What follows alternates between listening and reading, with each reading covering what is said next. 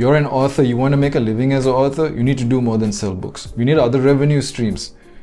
The trouble is, those revenue streams only really open up once you have more books under your belt.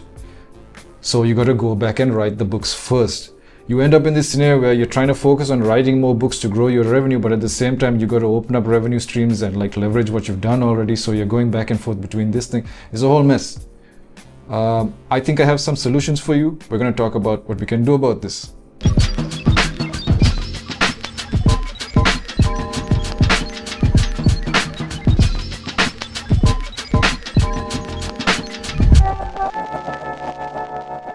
I'm Irshad Aziz. We are Dropkick Copy. We do all things email marketing except cold email.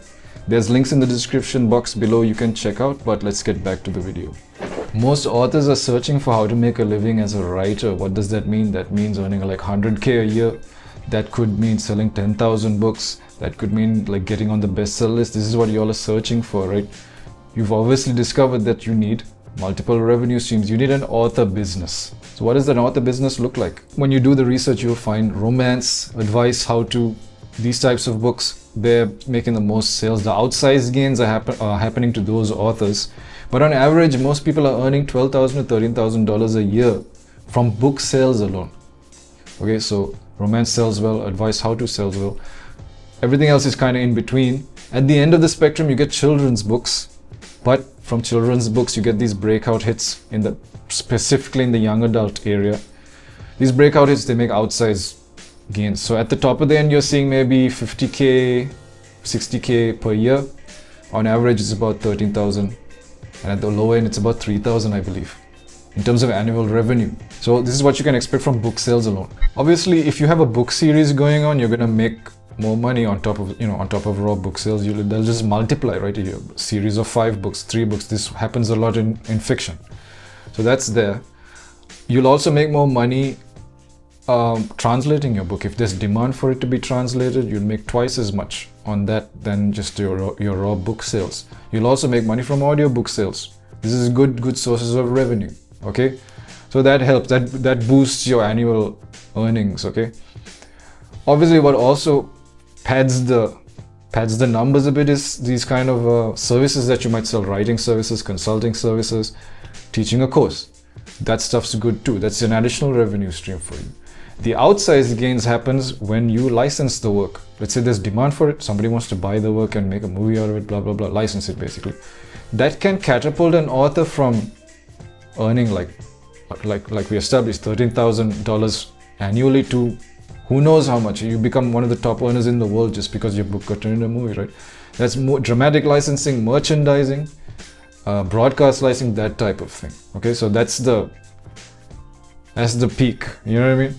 In between all of that, you have your services that you offer also. Speaking fees can earn you a lot of money because people would love to have somebody with domain authority speak at their event, their function, their dinner. So this happens a lot in non-fiction circles. Even fiction authors, people would love to know what your writing process was.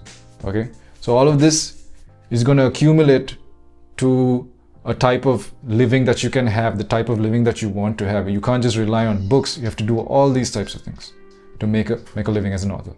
So the studies also show that in the end, a very well diversified author business will have 20 to 35% of its revenue generated from book sales. The rest of it is coming from the other revenue streams. So you're working towards something like that. All right. What does that look like? Well, let's say you've written your book. Initially, you'll just be making money off the book. That's going to multiply if you write more books. Bonus points if you're writing a series. Obviously, right? Then you're going to earn also additional revenue if there's demand to translate it. If there's demand for it to be an audiobook, that's more money per year, right? Then because of your domain authority and your reputation as an author, you can do affiliate things. You can sponsor things, speak on behalf of things. You can run a course. You can ghostwrite for people.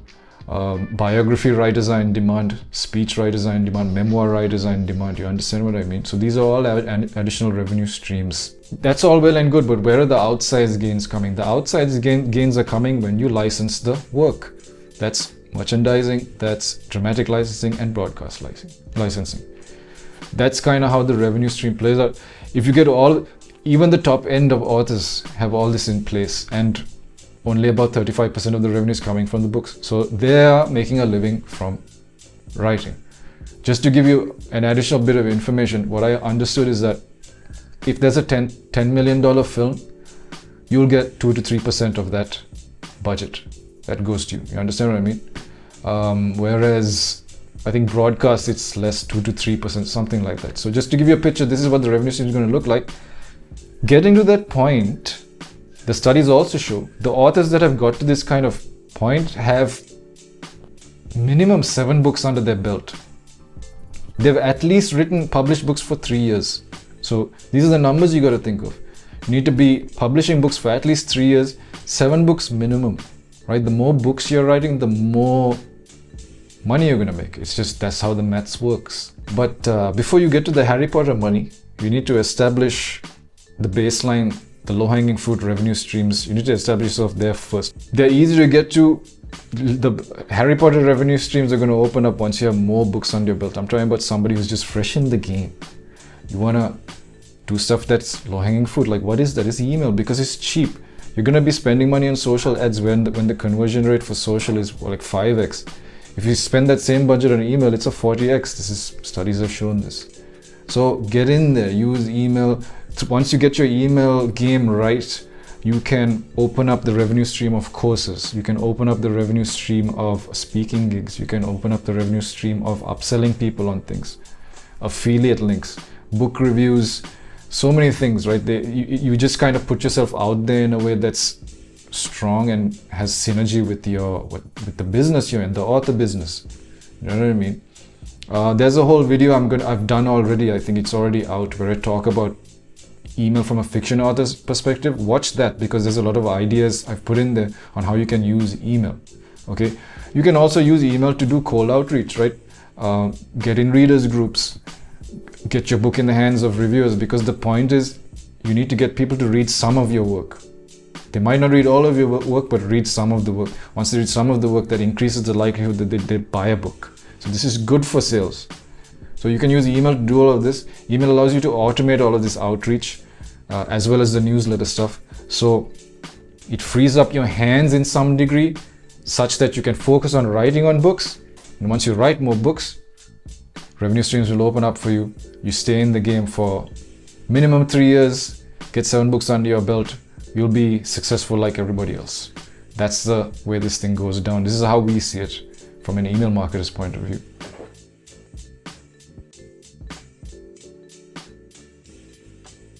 So just some final thoughts. You're going to want to spend on ads. It's unavoidable. You need to generate awareness at the top of the funnel. So do that, it's fine, but be careful with your ad spend. Keep most of it for the email, because that's going to pay off later. You need to do your email well. So invest in good people, invest in good software, whatever it is. So make sure the email is right. Don't be careful of your ad budget spend. That can easily go wrong. Okay. When you're building the list, be mindful of who you're attracting to the list. If you have a list full of people who are writers, they might be interested in buying writing courses from you rather than books from you. If you have a list full of readers, you'll have a list full of people who aren't interested in buying courses from you.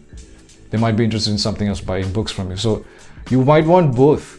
Just be mindful of who you have on the list. You want a list of buyers. That's something we've learned the hard way. You don't want a list of people who are just here for freebies, really. You want people who are willing to buy, right? So think about that as well. How you build your list matters. And lastly, you want to save the best stuff for the speaking engagements and the in-person meet and greets and the workshops. If you put all your best stuff online or in the email list, that's cool, that's good content, but you might be missing out on opportunities to leverage that for in-person meet and greets and things, in-person offerings. So you want to be the type of person that people invite to a dinner, to present at a university, to be on a panel. You want to be the type of person that people say, come and run a workshop, come and do a teacher training, come and do a training for our whole team, etc. This type of thing. So hold some of that stuff back, okay? Because you make a lot of money through those in-person things on top of selling books. All right, I hope that makes sense. Check out the other video we have on selling more books. Take it easy.